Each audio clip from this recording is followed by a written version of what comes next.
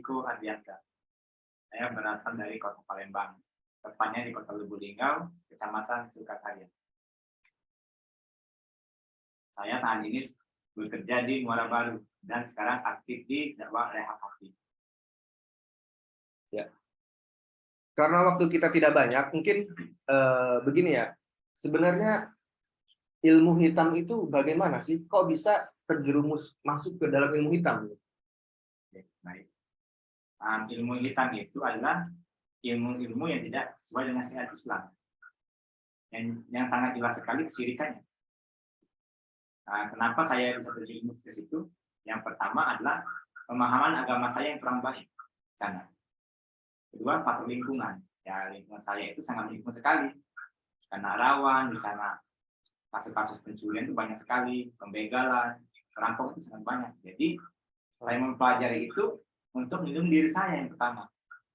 Yang ketiga adalah rasa ingin tahu saya tentang dunia gaib, dunia mistis, supranatural, itu sangat tinggi sekali. Sehingga saya ini sangat berminat mempelajari itu. Mulai datangi gurunya langsung, secara otodidak, dan mencuri-mencuri kitab-kitab dari orang-orang yang saya kenal gitu. Maka saya amalkan dengan secara otodidak, secara langsung. Ilmu itu dipelajari secara rahasia atau memang masyarakat bisa tahu itu ada di mana gitu, tempatnya? Nah, kalau untuk kerahasiaannya memang ada sesuatu yang dirahasiakan. Contoh misalkan amalan apa yang kamu amalkan, seperti mantra apa yang kamu amalkan gitu. Kalau untuk masalah rahasianya adalah gurunya. Gurunya ini tidak rahasia lagi bagi kita. Bahkan sangat terbuka, gamblang. Bahkan ditulis tempat untuk belajar di situ. Dan alhamdulillah waktu SMA saya belajar di situ. Salah satu bela diri yang sangat terkenal. Saya ikut dalam itu. Alhamdulillah setelah di situ saya belajar tidak lama sih, tapi efeknya luar biasa. Saya menjadi orang paling sombong. Dulunya saya takut, sekarang jadi pemberani. Orang duduk saya tantang berkelahi. Harus efek. Berarti itu legal ya? Atau memang dibolehkan di masyarakat setempat itu? Jadi orang-orang bisa bisa daftar gitu ya? Kalau bilang legasi memang tidak legal itu. Karena tidak ada izin ya, tapi karena sudah mayoritas awam di sana, maksudnya kebutuhan yang sangat mendesak karena ingin dilindungi, takut dicuri, takut dirampok, semuanya orang hanya lari ke sana. Kedua, memang tidak ada pemahaman tentang ilmu agama yang sangat baik di sana. Ada nggak yang menentang di sana tuh? Maksudnya ada nggak sih masyarakat, wah ini nggak boleh nih, ini nggak boleh nih sesuai syariat, ini nggak boleh nih. Oke, baik. Sejauh ini yang saya tahu belum ada yang menentang di situ. Bahkan banyak yang mendukung. Banyak orang-orang tua ini yang mengarahkan anak-anaknya untuk belajar di sana. Dengan mengatakan, nah ketika engkau merantau, jangan kosong badanmu. Dengan isi badan salah satu. Isi badan itu berarti isi hodam ya. Kita dikasih amal-amalan, senjata, jimat, itu salah satunya. Biasanya amalan apa sih yang dipelajari? Biasanya ilmu kewibawaan. Kalau tempat kami namanya pengering. Jadi ketika orang lihat kita itu segan dan takut sebagaimana seekor kucing lihat seekor harimau. Itu memang ada amalan khusus. Udah berapa tahun tuh kira-kira? Saya menjalani itu pertama sekali saya mengenal itu ketika masih kecil, ketika saya masih SD. Tapi saya mempelajarinya ketika SMA kelas 1. Itu betul-betul mempelajari, mendalami. Setelah amalan itu dipelajari, kemudian dipraktekkan langsung gitu. Dampaknya apa? Kalau untuk dampaknya, kita mengamalkan ilmu hitam ini, yang sangat terlihat itu adalah kita menjadi orang yang temperamental. Mudah tersinggung gitu, pasti. Yang tadinya penakut menjadi orang yang paling sombong. Itu efek buruknya sama sekali. Sangat terasa sekali tuh, saya rasakan sekali. Bahkan saya mengalami itu sama orang tua saya sendiri, saya lawan. Itu efeknya. Itu pernah terjadi kepada teman atau saudara antum? Kalau saya marah sih, kalau sama teman-teman enggak, tapi sama orang lain, saya ikut tawuran.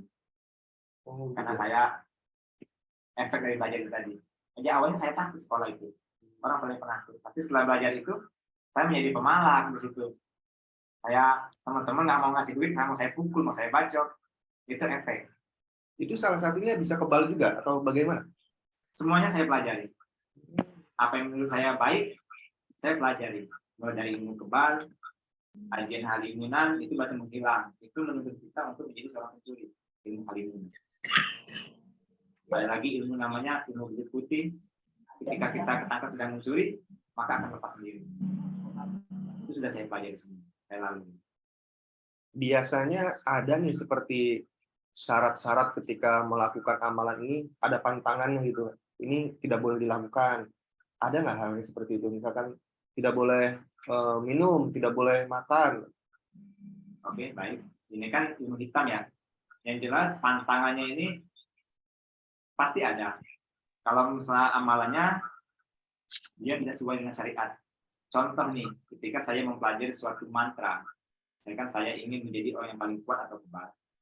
Saya hafalkan dulu itu mantra. Setelah saya hafal, saya praktekkan di depan guru atau saya sendiri. Itu saya amalkan di mana? Jam 3 subuh sampai jam 5 subuh itu saya berada di sungai yang mengalir. Tepatnya di tengah hutan. Supaya apa? Supaya menyatu tadi. Kita mengamalkan itu dari jam 3 subuh sampai jam 5 subuh itu saatnya kita sholat subuh seharusnya. Tapi karena ilmu ini kita lalai jadinya. Pulang-pulang sudah pagi di tengah hutan tengah malam. Apakah saya takut? Jawabannya iya takut, tapi karena Seperti bertapa gitu ya, atau yang kalau bertapa sih tidak, cuman jenis ritual lah. Kita mandi tapi tanpa gayung, maksudnya hanya di pakai tangan, dibacakan mantranya itu supaya menyatu tadi apa yang kita inginkan. mandi dengan kembang atau Tidak, bagaimana? hanya di sungai yang mengalir. Oh, sudah. Itu sungai yang mengalir. Semakin deras airnya maka semakin baik. Semakin jauh semakin baik lagi. Kalau masalah pantangan tadi, oke lah, pantangannya tidak ada pantangan yang khusus, akan tetapi kata gurunya kan kamu jangan jadi orang sombong. Tapi pada intinya setelah saya pelajari, saya pahami itu mantra memang diarahkan untuk menjadi seorang penjahat. Seperti ilmu halimunan, tidak terlihat oleh musuh. Kita mencuri tidak kelihatan. Ketika orang menangkap kita itu lepas dengan sendirinya, itu ilmu mencuri juga. Ada lagi namanya ilmu cicak itu. Ketika cicak itu bisa lewat, kita pun bisa lewat. Berarti kita diarahkan untuk mencuri nantinya. Pernah nggak misalkan itu diamalkan ketika ada seorang wanita yang kita sukai, langsung ditargetkan kepada wanita itu? Kalau itu masalah ini kan ilmu pelet ya. Oh, iya. Saya tidak mempelajari ilmu pelet, tapi saya mempelajari ilmu-ilmu tentang dunia kejahatan. Nah, tapi alhamdulillahnya setelah saya mengamalkan itu, Allah gagalkan. Tinggal 1 malam saja. Kan itu mengamalkannya selama 3 bulan, sebanyak 9 malam. Bulan pertama 3 malam saya selesai. Bulan kedua 3 malam selesai. Bulan ketiganya, yang kedua udah berlalu, yang ketiganya Allah gagalkan. Alhamdulillah. Saya kesiangan. Tapi efeknya saya rasakan sampai sekarang. Seperti apa itu? Sebelum kenal rehat hati itu saya sering mimpi buruk. Yang pastinya. Sering sekali mimpi buruk setiap malam. Mimpinya seperti apa? Mimpinya sangat menyeramkan sekali. Dan banyak orang juga orang melihat saya itu, katanya saya itu lagi sholat katanya. Padahal saya itu lagi tidur. Ya, orang? Ya, orang di dalam mimpi atau orang? Orang nyata. Teman itu melihat saya itu lagi sholat katanya. Tapi sebenarnya saya lagi tidur. Tapi dia bilang, kok kamu sholat lagi? Ya saya bilang, kapan saya sholat? Saya lagi tidur. Ya itu dari efek dari yang kita amalkan tadi. Tapi terkena gangguan nggak sih kalau misalkan orang yang melihat tadi seperti antum seperti melakukan sholat, sebenarnya dia terkena gangguannya atau memang itu bagaimana? Yang pastinya itu gangguan sama sekali ya. Gangguan sekali itu. Karena manusia ini tidak ditakdirkan melihat hal-hal gaib. Kita hanya diwajibkan mengimani. Ya betul, saya itu mengamalkan suatu amalan yang sangat luar biasa diajarkan orang ya. Puasa beton namanya. Apa sih tujuan Ramadan itu? Yaitu puasa hari kelahiran. Berapa lama saya melakukannya? Kurang lebih berapa bulan ya? Saya puasa itu, saya kan lahirnya di hari Jumat, saya puasa hari Jumat. Terus. Itu puasa weton. Dengan tujuan saya ingin melihat makhluk gaib sebenarnya. Tapi alhamdulillah ada seorang yang mengalahkan saya. Dia juga seorang pengamat ilmu weton. Dia hampir gila. Kenapa? Setelah dia amalkan itu, dia bisa melihat puasa itu. Dengan lupa yang tidak jelas. Dia sempat depresi ketakutan. Akhirnya saya berhenti mengamalkan. Berarti untuk pernah lihat bangsa jin? Kalau melihat hanya sekelebat saja, saya jelas tidak. Tapi sering saya diganggu itu seperti ketindihan. Itu sering sekali, seminggu bisa 3 kali. Bayang-bayangan. Sama sekarang masih berikan. Kalau sekarang ya alhamdulillah semenjak saya hijrah, kemarin hati itu udah mulai berkurang. Pada intinya kan manusia ini tidak bisa lepas dari gangguan dari kesehatan tadi. Itu sudah berapa tahun yang lalu ya? Kalau masalah berapa tahun yang lalu, saya SMA selesai 2009, kan 2023. Ya kurang lebih 14 tahun. 14 tahun tahun yang lalu. Ketika sadar itu adalah suatu kesalahan atau suatu kesesatan, di mana awal letaknya? Nah, tahun 2013 ya, saya sudah mulai mengenal agama. Berarti belum kenal ya. Saya mulai mengenal agama. Saya sudah mulai melakukan sholat. Walaupun hanya sekedar belajar maksudnya. Belajar, saya menyadari, oh ini tidak baik. Maka saya tinggalkan. Maka saya beralih ke dimensi yang lain. Tadinya hitam, sekarang ke dimensi yang abu-abu. Banyak sekali amal yang saya lakukan secara otodidak. Salah satu amal yang saya lakukan adalah puasa putih. Berapa lama? Selama 40 hari. Dan saya makan hanya nasi putih saja dan air putih. Saya lakukan terus menerus. Lagi-lagi, alhamdulillah kalau gagal. Tujuannya untuk apa tadi? Puasa mufti? Yang pertama, saya ingin disanjung orang, ilmu kewibawaan.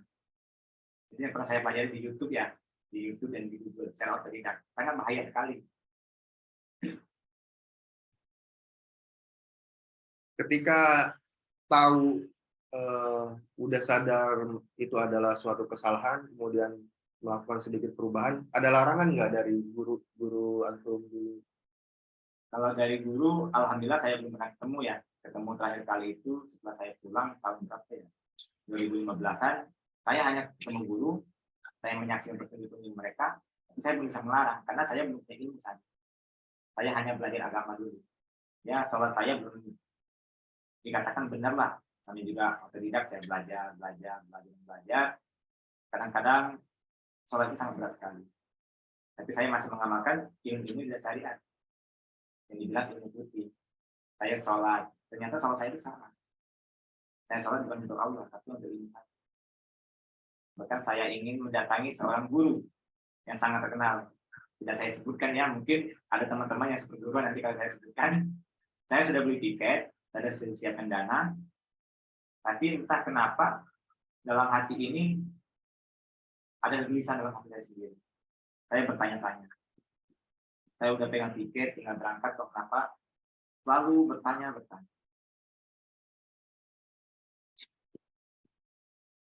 Dan saya selalu berdoa minta petunjuk kepada Allah tentang apa yang saya pelajari. Tadi saya hanya tinggal berangkat beberapa hari lagi. Tiba-tiba saya melihat sebuah video ya, Masya Allah. Beliau adalah dunia televisi tahun 2014. Saya lihat video itu, terjawablah semua apa yang saya ragukan. Nah, saya sobek tiketnya. Saya buang tiket. Alhamdulillah ya, saya sudah mulai belajar agama, tapi belum menemukan guru yang tepat maksudnya.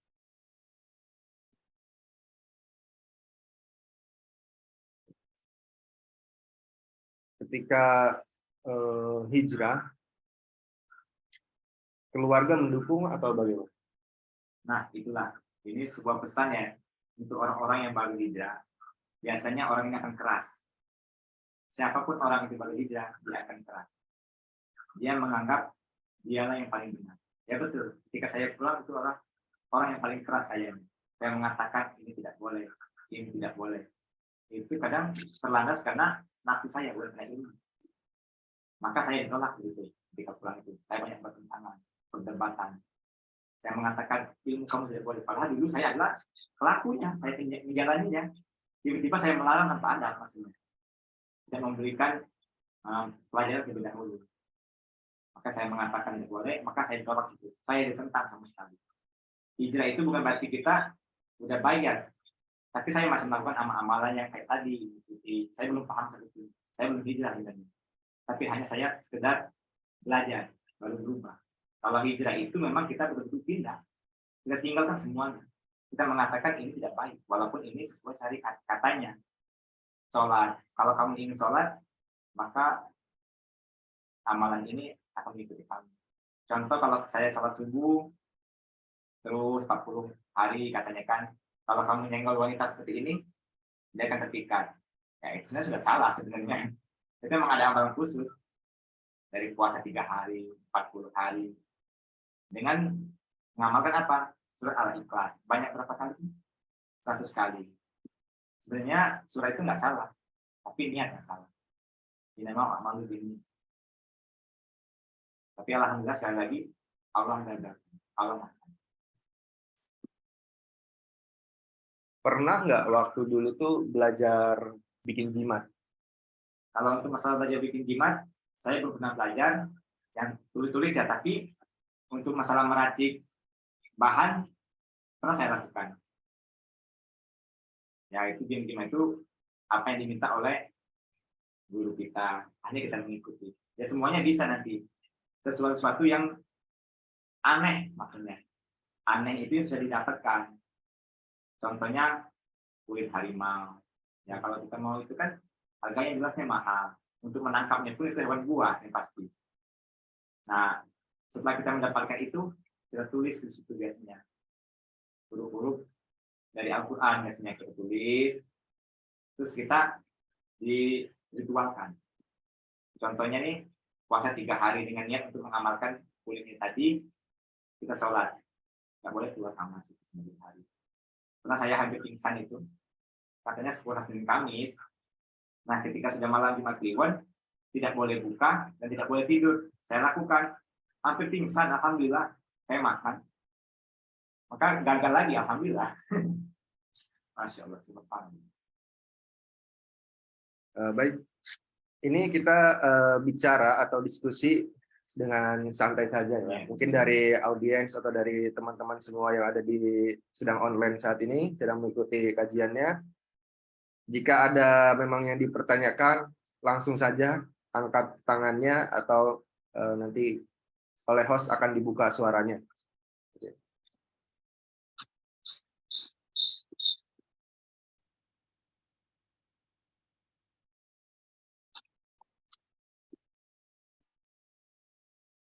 Mungkin ada yang ingin ditanyakan dari teman-teman semua.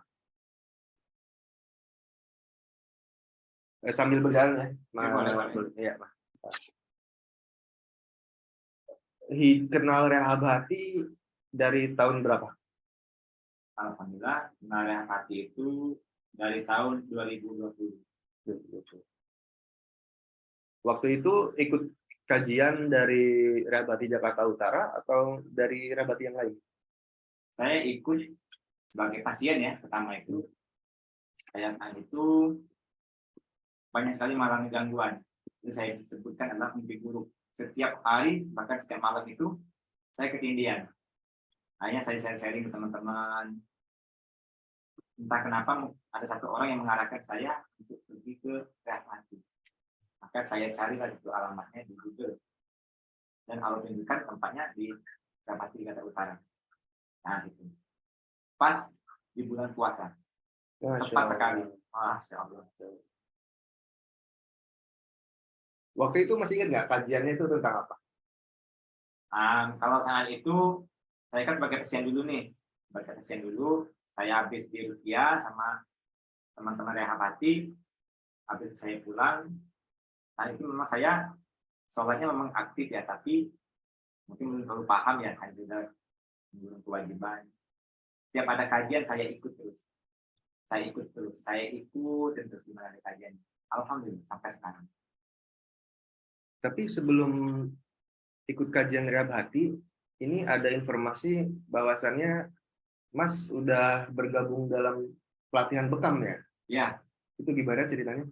kalau pelatihan bekam itu bermula dari tahun 2014 karena rasa ingin tahu saya yang tinggi sekali ya. Saya hanya belajar otodidak dulu. Otodidak, saya belajar bekam, saya pelajari dulu tentang bekam dulu. Setelah saya paham tentang materinya dulu, saya ketemu dengan terapisnya sama saya sendiri. Saya belajar, saya beli alat, saya bekam. Pasien pertama saya adalah Pak Polisi. Alhamdulillah. Mulai dari situ saya mengenal rupiah. Hanya sekedar mengenal, mengetahui lewat video. Tadi Ustaz Indonesia tahun 2015. Tapi alhamdulillah Allah jawab doa saya. Tahun 2022 saya ketemu langsung dengan gurunya langsung. Ustaz Indonesia. Jadi doa itu dia dijawabkan saat itu juga. Tapi Allah kasih waktu supaya kita istiqomah terlebih dahulu. Baru Allah. Sampai sekarang masih bisa bekam? Sekarang alhamdulillah masih bisa. Tapi yang sesuai syariat maksudnya. Ya, sesuai syariat, Masya Allah. Kan kadang-kadang banyak pembekam ini hanya sekedar bekam abal-abal. Bekam abal-abal itu seperti apa ya? Nah, bekam abal-abal ini dia tidak memahami kaidah-kaidah dalam membekam. Kan bekam ini ada pengobatan lagi. Sama dengan itu. Baik, tadi ada yang sempat angkat tangan. Baik. Mungkin bisa dibuka suaranya.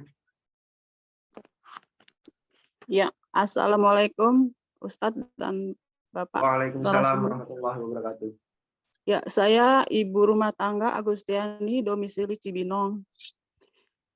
Saya merupakan korban dari kena sihir yang Suaranya tertelan. kecil ya, mohon maaf. Oh, ya. Saya kena sihir yang tertelan, Pak Ustadz. Ya. Terus ikhtiar saya adalah dengan membuat air ruqyah yang diminum, yang dimandikan, dan yang disemprot-semprot di seluruh ruangan rumah saya dan di atas genteng rumah saya di luar jalanan sana, Pak. Apakah dari sisi perdukunan itu suatu perlawanan, Pak? Dan efeknya bagaimana pelaku perdukunan itu setelah saya semprot-semprot, alhamdulillah saya udah enakan ya.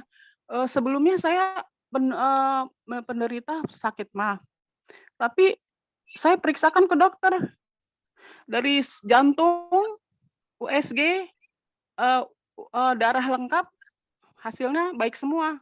Tapi kenapa setiap hari kok emahnya kumat, pagi, siang, malam tuh asam lambung naik terus? Saya bingung.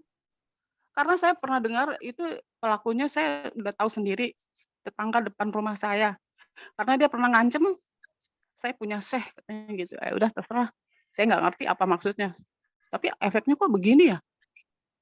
Itu. Terus menurut saya, pertanyaan saya, apakah ikhtiar saya itu merupakan perlawanan ke dukun itu, Pak Ustadz dan Pak narasumber?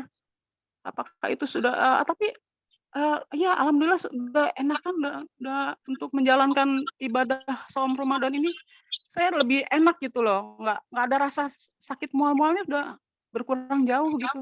Gimana ya Pak Ustadz dan Pak narasumber ini? Ya, itu. Ibu sebelumnya pernah melakukan amalan yang tadi dijelaskan atau salah satu ciri-ciri yang tadi dijelaskan oleh Mas Riko? Sama sekali saya tidak pernah berhubungan dengan ilmu-ilmu seperti itu, Ustaz. Saya ngeri juga kalau dengarnya seperti itu. Saya udah paham ya kalau yang kayak gitu-gitu ilmu yang menyesatkan ya.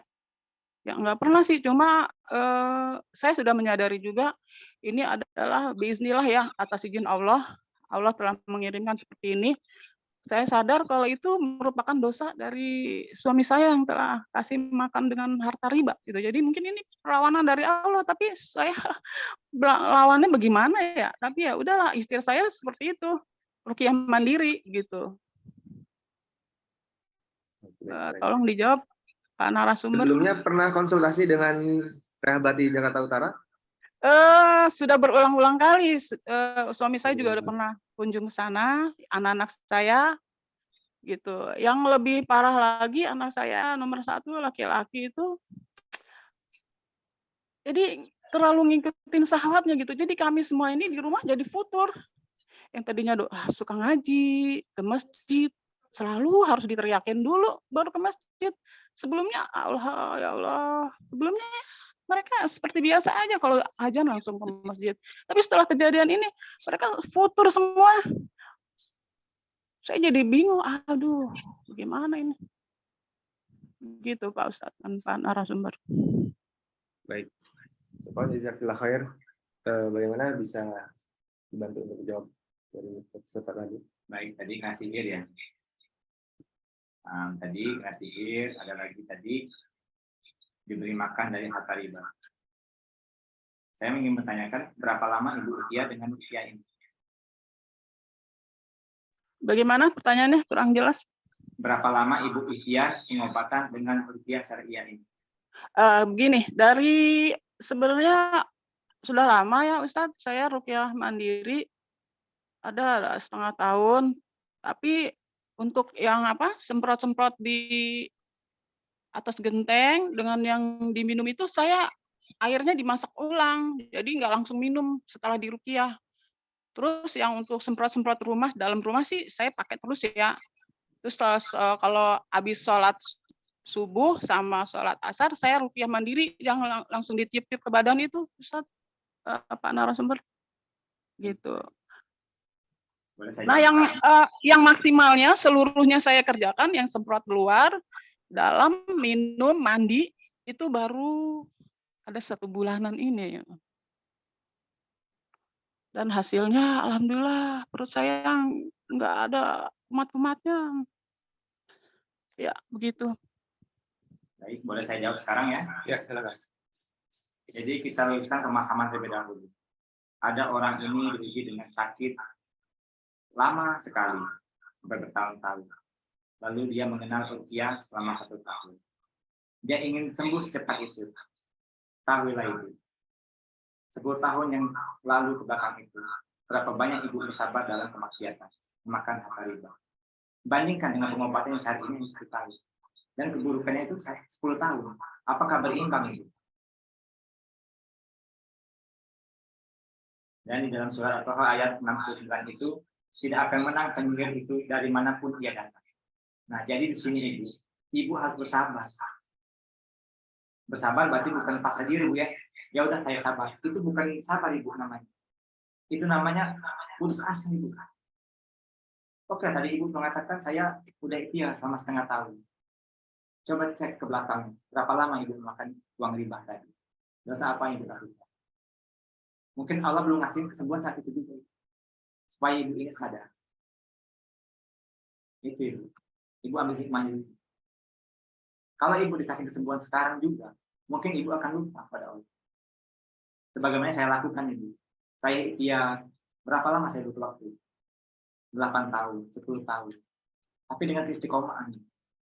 Bukan saya hanya sekedar rupiah langsung sembuh. Tidak seperti itu konsepnya. Ketika datang, udah sembuh, udah kita lalai besoknya. Tapi saya perbaiki diri saya terus dan terus. Dengan seiringnya waktu berjalan kita dengan istiqomah mengikuti sunnah Nabi, maka Allah akan kasih kesembuhan di situ. Di balik ujian itu adalah ada pahala yang bersamanya, pahala yang besar. Kalau Ibu bersabar, atau sebaliknya kalau Ibu murka, maka Allah akan murka pada Ibu. Ya Allah, saya ini kenapa dikasih ujian seperti ini? Allah itu memberi ujian sesuai dengan level kita, kemampuan kita. Tapi kita sendiri membatasinya dengan tergesa-gesa, tidak bersabar. Ada sampai mengatakan, udahlah saya pasrah, saya ridho. Hanya dia duduk di rumah, menangis, meratapi nasib. Sebenarnya dia menyalahkan takdirnya. Cacatlah imannya takdir. Itu Ibu ya, saya jawab tadi. Tadi Ibu berobat hanya setengah tahun rutinnya. Sedangkan kemaksiatan yang Ibu lakukan itu lebih banyak daripada ketahuan tadi. Maka bersabar, tingkatkan lagi. Jangan Ibu mengatakan siapa menyihir saya, jangan.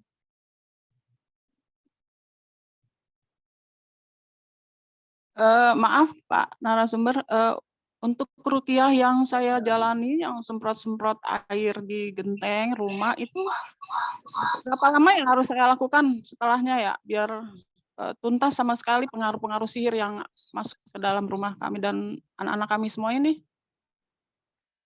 Apakah buhulnya sudah terlihat, Bu? Saya nggak pernah tahu ya, dan belum ketemu juga, apa itu buhul-buhulnya. Ya, itu yang Ibu rasakan ketika yang anggap Ibu itu sihir masuk ke dalam rumah, seperti apa? Begini, yang saya rasakan, saya bertambah parah, rumah tangga saya dengan suami, dengan percakapan yang sedikit saja jadi marah, jadi percecokan, aduh. Jadi seperti dalam rumah itu seperti neraka ya. Terus anak saya yang nomor 1 yang laki-laki, selalu ngikutin syahwatnya ya, jadi, nggak mau diatur, nggak mau dibilangin, selalu membantah, sholatnya bener-bener vakum. Kalau adeknya pada ke masjid baru dia ikutan, kalau enggak ya udah, di rumah aja. Ya. Gitu. Ya, gitu. Jadi ketika sihir yang dirasakan masuk ke dalam rumah tangga, seketika ada yang berubah itu dari ibadahnya Iya, maupun dari perilaku anak dan suaminya, iya, begitu. iya Kira-kira itu betul, iya. ada nggak itu yang pernah dipelajari seperti ini untuk melakukan ini terhadap seseorang? Ya, betul. Memang ada Ibu ya sihir itu yang memisahkan antara suami dan istri ya. Di Al-Baqarah ayat 2 itu. Nah, jadi tujuan mereka itu adalah memisahkan itu. Memisahkan. Yang mungkin, yang betul mungkin Ibu tidak pernah melakukan amal-amal yang syirik. Yang mungkin Ibu ini untuk sendiri. Mungkin Ibu pernah menyakiti hati tetangganya, hati saudaranya. Atau Ibu ini memiliki sesuatu yang berlebihan, tapi Ibu tampakkan dengan kesombongan. Sehingga orang-orang ini menjadi iri. Maka niat busuk tadi menyihir Ibu. Itu salah satunya. Jadi kita adalah memperbaiki diri. Introspeksi diri terlebih dahulu. Berbaik sangka. Dan ridho terlebih dahulu. Sejauh ini Ibu ridho atau belum? Atau banyak mengeluhnya? Atau terlalu banyak melulu? Pada intinya ridho terlebih dahulu dengan ujian ini. Kalau Ibu belum ridho, maka Allah pun tidak ridho. Iya, iya. Karena yang memberi ujiannya adalah Allah. Apapun itu yang terjadi pada kita adalah takdir Allah. Bersama takdir Allah itu kalau jangan berdosa Ibu, kalau kita ridho. Kalau kita menolak maka dosa itu selesai. Kita tutup dan Mungkin Jadi biar begini, sihir itu nggak masuk lagi, ada nggak cara-cara untuk menangkal? nah, menangkalnya adalah kita dekati Allah. Banyak-banyak ibadah. Yang sunnah, yang tamat, yang wajib. Berbakti kepada suami. Dan perhatikan lagi adalah ibunya bersama orang tua. Biasanya banyak orang ini Ibu ya, ketika ia sudah berkeluarga, memiliki anak, dia lupa kepada orang tua.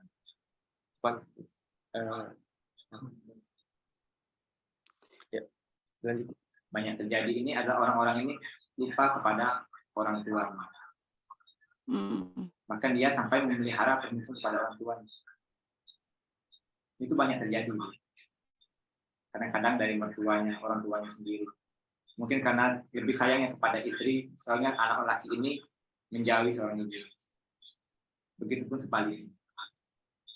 Introspeksi diri. Karena ridhonya Allah ini terletak pada ridhonya orang tua. Itu yang paling utama. Ya. Kita beribadah siang malam. Kalau orang tua kita nggak ridho, apalah artinya? Baik, intinya Allah dari ridho. ya, saya Pak Ustadz dan Pak narasumber, saya sudah ridho dengan takdir dan qadarnya Allah. Dan sesungguhnya kejadian itu, peristiwa itu, saya sebenarnya dalam lingkungan masyarakat itu termasuk orang yang ramah ya, yang baik. Cuma ketika suatu saat tetangga depan saya itu kan buka warung. Nah, tukang-tukang yang nitipkan barang ke warungnya itu selalu parkir di rumah saya. terus kayak seperti mengganggu gitu. Terus kalau saya mau buka pintu pagar, jatuh dia punya barang-barang. Ya Allah. Terus saya, kasih saran ke istrinya dengan nasihat yang baik ya, "Maaf Mbak, saya lagi mau nanam-nanam di depan pagar, tolong Mbak kalau ada tukang-tukang yang itu jangan parkir di depan rumah saya." Setelah ada kejadian itu udah, waduh saya langsung dicerca, apalagi ketika suami saya lagi dinas luar ya, suaminya lang suaminya langsung caci maki saya di depan orang-orang banyak.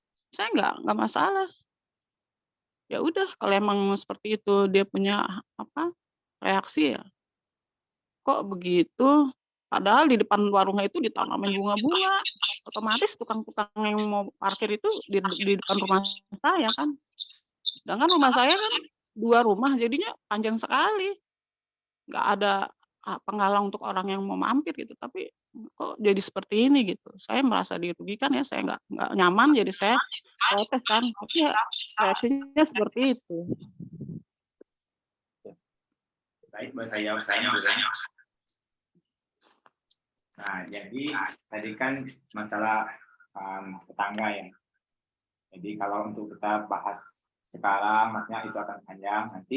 Boleh nanti cara privat ya datang ke tempat kita di Suasembada Timur 25 ya sayang. Nah, lewat di admin, boleh hubungin admin nanti. Telepon ya, call center ya, lewat WA. Ya. Pada intinya nanti ibu itu tetap berbaik pada tangganya untuk mengikis rasa sakit hati kita kepada tangga kita. Doakan untuk dia, berikan hadiah kepada dia supaya hati kita ini menjadi tenang.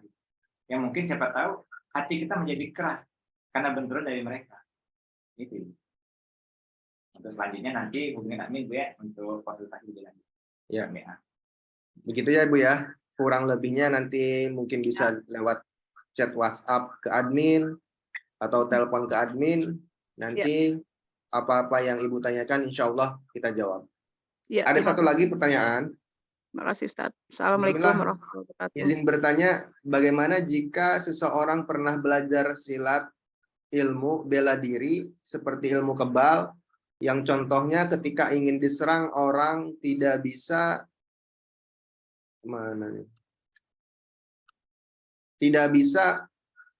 menyentuhnya dan orang yang menyerangnya tidak bisa terjatuh atau bisa terbang melayang ke belakang. Mental mungkin ya. Apakah orang yang pernah ikut ilmu bela diri tersebut saat sudah hijrah, ilmunya bisa hilang meski sudah tidak diamalkan atau masih tersimpan? Syukran, jazakallah khair. Baik, Masya Allah. Ini saya paham sekali ya, ini ilmu tadi itu adalah ilmu tenaga dalam. Itu amalannya Ibu, Bapak intinya nanya tadi? Ya, Ibu-ibu. Itu berbalut agama ya. Kita ritual dengan sholat. Boleh saya ajarkan sedikit ritual ketika sholat. Seharusnya kita kan berzikir, tapi mengatakan Robi pilih Sa'in Qadir. Seperti itu diamalkan. Semakin banyak kita sholat, katanya semakin pagi. Itu saya nggak sebutkan pergurunya apa, yang jelas itu adalah ilmu putih, yang kata ilmu putih, yang sejatinya itu adalah khodam, setan dari kalangan jin. Ya betul Ibu, ketika kita mau dipukul, orang ini akan mental. Orang-orang yang mental itu adalah orang-orang yang memiliki ilmu agama sama sekali. Bahkan sama pengamal ilmu hitam juga. Nah, itu tadi ya pertanyaannya. Apakah bisa lepas seperti itu? Ya, pernah saya ingin mendatangi sebuah perguruan. Sangat terkenal di YouTube. Saya sangat tertarik. Saya hubungi adminnya. Saya ingin belajar. Berapa lama saya harus belajar itu? Katanya sangat gampang sekali. Kamu tinggal data, serahkan maharnya, nanti saya isi badannya. Amalannya, Ibu jaga sholat, Bapak jaga sholatnya 5 waktu. Tidak boleh melihat video-video porno atau melakukan kemaksiatan, minum keras. Ini adalah ibadahnya. Bukan kita mengatakan inna sholati wa nusuki wa mahyaya wa mamati lillahi rabbil alamin. Sholatku matiku ibadahku hanya untuk Allah. Tapi ini terbalik. Sholat ini adalah untuk ilmu kita. Coba bayangkan kalau ilmu ini tidak ada tubuh kita, otomatis kita nggak mau sholat. Ya benar, kata orang kan, kata di tempat saya itu, kamu harus rajin sholat supaya ilmu kamu ini semakin tajam. Ya betul. Sholat Jumat sebanyak 40 kali supaya menjadi lebih tajam. Setelah 40 kali Jumat, otomatis berhenti dong karena udah tajam. Nanti kalau tumpu lagi, sholat lagi, itu kan menyesatkan sebenarnya. Begitupun dengan puasanya. Sholat-sholatnya pun sama seperti itu. Ya sebagai alat ujinya itu, ketika sudah mengamalkan itu, biasanya menggunakan hewan. Kita harus pakai hewan. Yang tertubuh dulu. Lalu kita baca itu hewannya atau anak ayam yang kita isi dari ini. Tidak akan mempan. Berarti ilmu itu sudah menyatukan diri kita. Ya pertanyaannya apakah bisa? Nah, apakah bisa ini? Walau ini jelasnya kita ini harus hijrah. Harus kembali kepada Allah. Kalau masalah gangguan itu, ya oke, dulu kita berakad, kita kerjasama. Kita minta perlindungan kepada bangsa jin. Tapi setelah kita memutuskan kontrak itu, dia tidak akan ridho itu. Dia akan selalu mengganggu. Dia akan menyakiti dengan sakit-sakitan, bisikan was-was. Pada intinya kita adalah tetap beribadah. Siapapun mereka, tetap akan diganggu oleh setan tadi. Bayangkan kalau ibu melakukan suatu perjanjian dengan seseorang. Tiba-tiba perjanjian diputuskan. Ibu marah nggak kira-kira? Ya pasti marah. Begitupun dengan Mas Jin tadi. Setelah kita melakukan perjanjian, kita batalkan dengan bertaubat. Dia nggak rindu. Dia akan istiqomah menggoda kita. Begitupun sebaliknya, kita istiqomah melawan mereka dengan menghadap Allah. Sudah cukup, itu aja. Kalau saya gangguan, ya betul saya gangguan terus saya bisikin was-was, mimpi. Tapi sampai saya menyerah, tidak. Sampai kapan mereka mengganggu kita? Sampai akhir hayat. Maka ada yang bilang kan, ketika saya pulang kampung kemarin, kita cerita ya, ada seorang yang makan susu itu. Nah, dia bilang, saya ini makan susu banyak 10 kali. Tapi udah saya buang. Tapi kenapa pas di ruqyah, tubuh saya sakit semua. Dia itu hanya membuang susunya itu, tapi dia tidak bertobat. Ketika dia bertobat, maka akan berat ya. Karena akan disesatkan nanti. Nggak akan ridho setan-setan itu. Nah, pada intinya, kita harus tetap istiqomah dalam menjalani agama ini.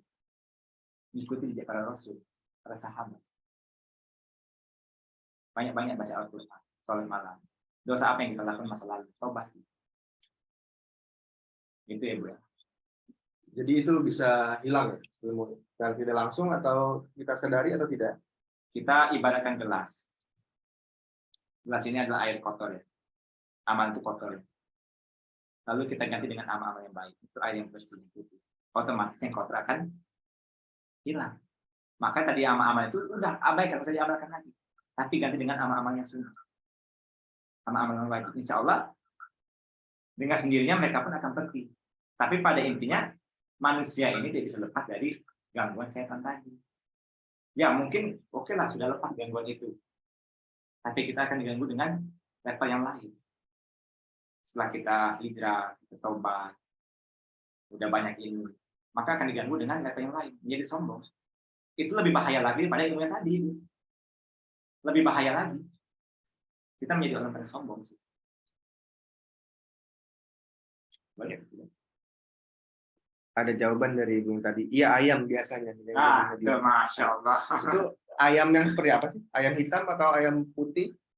Itu nanti tergantung perburuannya ya. Biasanya ayam ini agak sedikit aneh, tidak umum lah kurang lebih. Ayam putih kuning, seluruh badannya putih, kakinya kuning, dan dia harus jantan. Setidaknya memiliki apa tuh namanya taji ya, katakan taji atau jalu kata orangnya sudah memiliki itu. Kalau enggak ayam hitam. Kalau kata kami ayam kumbang namanya, ayam hitam legam. Makanya lebih baik lagi adalah ayam cemani. Maka sasarannya adalah hewan-hewan yang agak-agak sedikit sulit cari sebenarnya, yang umum. Kalau enggak hewan-hewan yang bulunya yang keriting semua, itu salah satunya. Itu hanya tipu daya. Biasanya mahal ya yang orang sulit dicari itu. Kira-kira Ya, berapa sih di sana harganya? Kalau harganya saya nggak bisa memastikan dan tergantung kebutuhan. Ketika orang itu sudah butuh, apapun akan dikeluarkan. Betul. maupun berapapun biayanya akan dikeluarkan demi kebutuhan tadi. Masya Allah, ini pertanyaannya bagus ya, sesuai dengan tema. Nah, Silahkan jika ada yang ingin ditanyakan kembali, atau bagaimana jika pertanyaan tadi sudah terjawab dengan penuh atau belum, nanti bisa menghubungi admin melalui chat ataupun telepon untuk konsultasi selanjutnya. Untuk yang lain, jika ada yang masih ditanyakan, silahkan dibuka suaranya, atau bisa melalui chat, atau langsung angkat tangan juga boleh.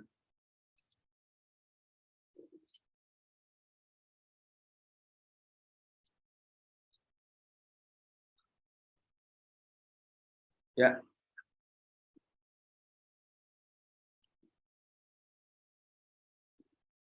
lagi yang bertanya? sepertinya sudah tidak ada ya. Kita lanjut ya ke materi. Ya. Setelah hijrah dan bergabung dengan Rehabati Jakarta Utara, pernah nggak menangani kasus yang sama dengan antum kerjakan dulu gitu? Setelah saya bergabung di Rehabati dan saya banyak belajar dan menangani pasien, ya banyak sekali saya menemukan hasilnya sama, walaupun kadang-kadang berbeda daerah. Pada intinya itu sama. Ada yang mengamalkan mantra, ada yang mengamalkan inilah, pokoknya jenis kesyirikan lah. Maka saya tidak kaget mengenai itu. Maka kita sikapi dengan bijak, dengan pengalaman. Karena pengalaman adalah ilmu yang berharga. Kalau itu buruk, maka jadilah pengalaman sebagai untuk kita hijrah. Jangan diulangi lagi. Kalau itu baik, maka kita bersyukur. Ada lagi yang mengamalkan, ya sama saya kayak tadi, saya bilang, ngapain kamu kayak gitu? Apakah kamu ini akan hidup selamanya? Tentu tidak. Kita nggak tahu umur kita sampai kapan. Bukankah Nabi kita sudah mengajarkan doa-doa perlindungan kita? Ngapain kita baca ilmu kebal? Ngapain kita belajar ilmu-ilmu kewibawaan? Kalau kita ingin berwibawa, berbuatlah baik. Kalau berkata kita baik, kita sopan kepada orang, orang pun akan segan tanpa mengamalkan ilmu-ilmu kayak tadi. Yang ada orang-orang itu menjauh dari kita. Kenapa? Karena kita menjadi orang yang paling galak setelah belajar ilmu kita tadi. Ya betul, ketika teman saya itu tidur, dibangunkan jangan dari kaki, tapi dari kepala. Apa? Kalau dari kaki langsung nendang itu hodang. Sama ibunya melawan, sampai dipukul ibu. Itu efek. Sampai ada suatu mantra yang dia pelajari. Kalau saya tidur rasa tidak tidur, makan rasa tidak kenyang, mandi rasa tidak basah. Itu memang saya mengatakan itu adalah tubuh dia dikendalikan oleh jin sebenarnya. Itu sangat nampak sekali kesyirikannya. Sampai ada yang mengatakan, kalau engkau belajar ilmu ini, jangan engkau lihat masjid. Ada seperti itu. Jangankan tubuhnya, bajunya pun tidak mempan ketika dibaca. Tapi dengan syarat, jangan melihat masjid. Walaupun dia beragama.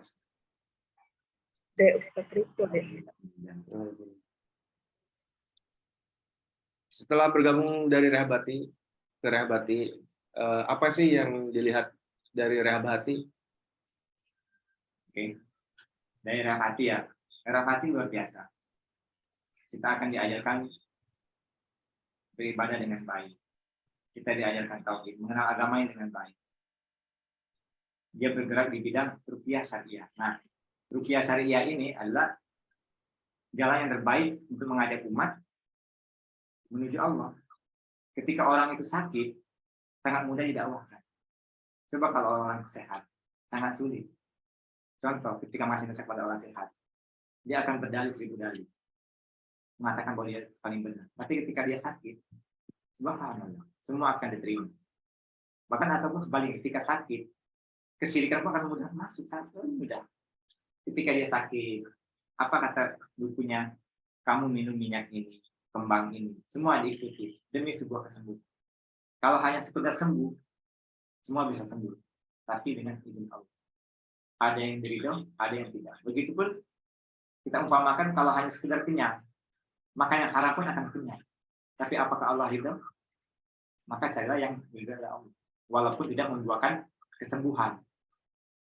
Kita terus berobat dengan ruqyah syariah, dengan herbal, dengan bekam, tidak membuahkan hasil. Pada hasilnya kita mati. Tapi dengan itu dosa kita tergugur. Atau sebaliknya, kita pergi ke dukun sana sini sirikan. Ujung-ujungnya mati juga. Lalu kemana itu? Itu kan itu. Masya Allah. Mungkin sebelum kita akhiri sesi ini, sekiranya boleh disampaikan pesan-pesan kepada umat supaya jangan terjerumus ke dalam ilmu-ilmu sihir atau hal-hal yang batil. Baik, pesan saya ya, mungkin buat teman-teman yang seperguruan dengan saya, mungkin yang mengenal saya dulu, tidak lagi seperti dulu lagi, udah berubah. Kalau kita pernah mengamalkan ilmu seperti itu, atau sekarang masih menjalankan, maka berhentilah. Karena kita ini tak selamanya hidup. Kita ini pasti menginginkan surga yang pasti. Tapi kalau kita mengamalkan ilmu tidak syar'i, tidak diridhoi, tidak sesuai dengan tuntunan, otomatis kita tidak akan diridhoi, maka akan selenggarakan nantinya. Maka tinggalkan. Gantilah dengan amal-amal yang baik. Kita bertobat. Pada orang tua kita berbakti. Sama saudara pun juga sama. Carilah pekerjaan yang halal, makan yang halal. Tinggalkan riba kalau lagi menjalankan riba gitu. Gantilah dengan amal-amal yang baik. Sholat. Kalau kita banyak lakukan ilmu sihir, kebanyakan tidak sholat. Itu biasanya. Kan saya katakan pasti. Sama kayak tadi. Tadi oke lah ilmu hitam kita belajar, tahu itu kesirikan yang kita tahu. Sekarang ilmu putih. Sang guru kamu sholat 5 waktu. Puasa. Ya betul, ini sangat menarik sekali. Saya akan angkat ini satu sekali. Masih untuk siapa kita ini sholat? Kalau ilmu tidak ada, maka kita jangan sholat. Karena kita sholat untuk ilmu kita. Ini sangat menipu sekali ya ilmu putih, maka segera tinggalkan. Hijrah dari tempat yang buruk ke tempat yang baik. Maka tinggalkan itu sebelum terlambat nanti. Yang dikhawatirkan, kita lagi sibuk mengamalkan ilmu hitam atau ilmu putih yang saat tadi. Lalu mau menjadi putih. Ini adalah bulan puasa. Sebagaimana saya dulu mengenal hati, mengenal kesalahan saya. Itu di bulan puasa. Masya Allah. Kalau saya sampai ke sini. Kita berhenti. Kalau kita masih melakukan sampai sekarang, atau masih tetap ngeyel dengan amal ke bawah itu baik, maka berhentilah dari sekarang. Stop. Ya betul, kalau kita berhenti akan diganggu. Ya saya rasakan itu sendiri. Ketika saya habis di rupiah, telinga saya menjadi sakit. Saya sholat itu banyak gerak dalam tubuh saya. Seperti tidak ridho ketika saya itu hijrah. Tapi alhamdulillah, dengan seiringnya waktu, saya istiqomah. Gang itu pelan-pelan menghilang. Tapi yang saya waspadai nanti adalah tingkat selanjutnya, adalah kesombongan. Malah. Masya Allah. Sangat bermanfaat sekali ya. Pengalaman ilmunya sangat luas sekali. Mungkin karena waktu kita terbatas, jika ini dibahas secara menyeluruh, pasti tidak cukup hanya waktunya 1 jam saja. Atau jika ibu-ibu dan bapak sekalian yang ingin konsultasi kepada Rehabati Jakarta Utara, silahkan WA kepada admin yang ada tertera pada layar. Selebihnya nanti bisa ditanyakan saat konsultasi. Baik itu ya. Mungkin sebelum kita tutup, mari kita baca doa kafaratul majlis. Subhanaka Allahumma wa bihamdika asyhadu an la ilaha illa anta astaghfiruka wa atubu ilaik. Sekiranya kurang lebihnya dari kami mohon maaf. Wassalamualaikum warahmatullahi wabarakatuh. Waalaikumsalam.